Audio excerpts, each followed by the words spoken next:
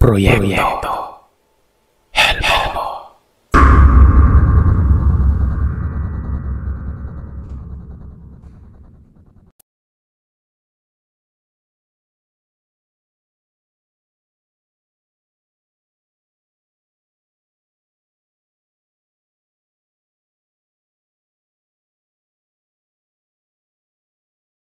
Mapagpalang araw sa inyo, Sir Seth. Gusto ko lang ibahagi ang kwento ng aking ama na tawagin na lamang natin sa pangalang Ronaldo, nung kabataan niya. Sa pagkakatanda ko ay nasa 16 na taong gulang pa noong mga panahon na yon. Panganay siya sa 3 magkakapatid. Ang kanyang ina, tawagin na lamang natin sa pangalang Adelpa.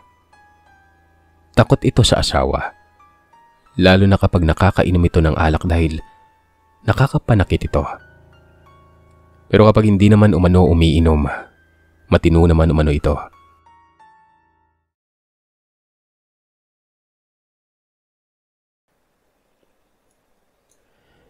Isang araw ay nagpaalam ang asawa ni Adelpa na tawagin na lamang nating Isagani. Bababa umano muna siya ng bundok para makipag-inom sa mga kaibigan. Wala namang magawa ang asawang babae kundi pumayag dahil si Isagani ang batas sa loob ng tahanan. Pagkaalis ng asawa, ay kinausap pa ni Adelpa ang mga anak na matulog ng maaga dahil pag-uwi ng tatay nila, lasing na naman yon.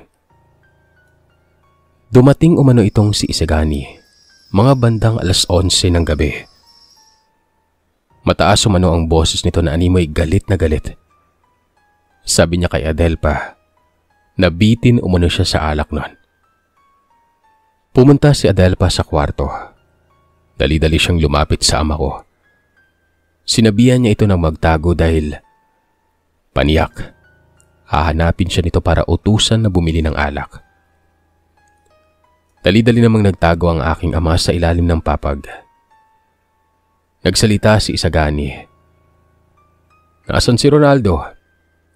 Gumising ka dyan! Dali-dali namang sumagot si Adelpa na tulog na nga itong si tatay. Pinakiusapan pa nito na bukas na lamang itong mag-inom ulit. Sumagot naman itong si Isagani kung bakit ikinabukasan pa gusto niya ngang uminom nun. Bitin siya. Pilit hinanap si tatay ng kanyang ama hanggang sa matagpuan siya nito sa ilalim ng papag.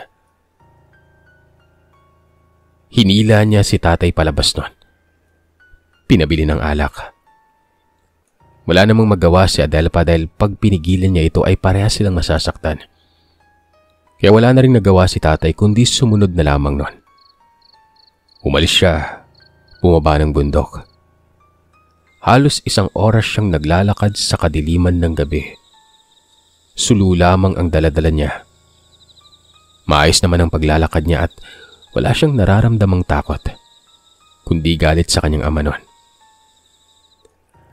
Hanggang sa nakarating siya sa ibaba, naabutan niyang bukas pa ang tindahan.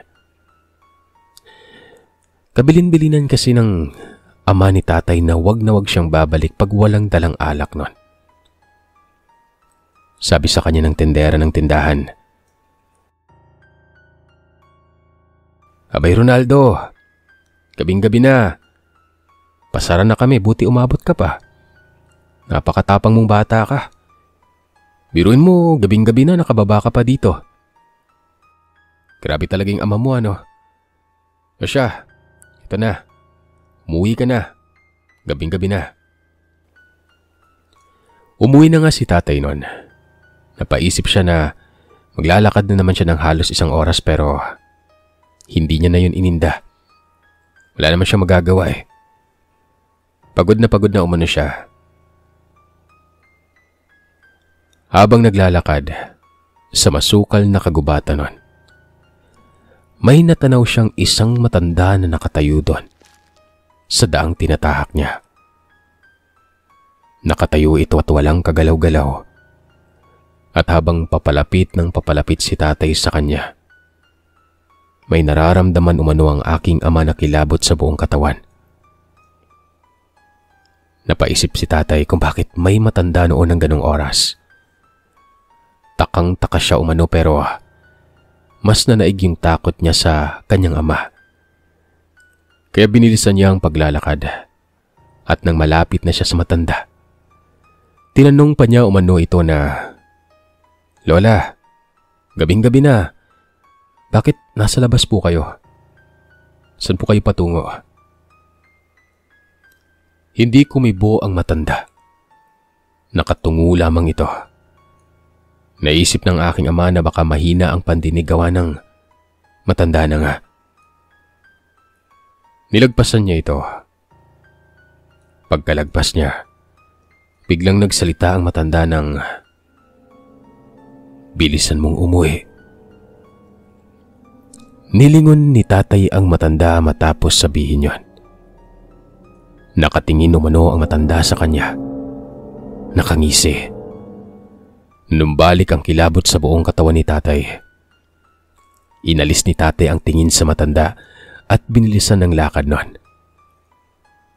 Nung medyo nakalayo-layo na ito, nilingon pa siya ni tatay ng makailang beses at sa paglingon niya, hindi na umano matanda ang nakita niya, kundi isang malaking baboy na itim na namumula ang mga mata. Kaya yung mabilis na lakad niya ay napalitan ng mabilis na takbo. Takot na takot siya. Dali-dali siyang tumakbo habang hinahabol siya ng malaking baboy ramo. Madapa-dapa siya nun. Iniwan niya na yung tsinelas niya dahil sa sobrang putik. Patuloy siyang tumakbo nang hindi binibitiwan ng alak na binili niya.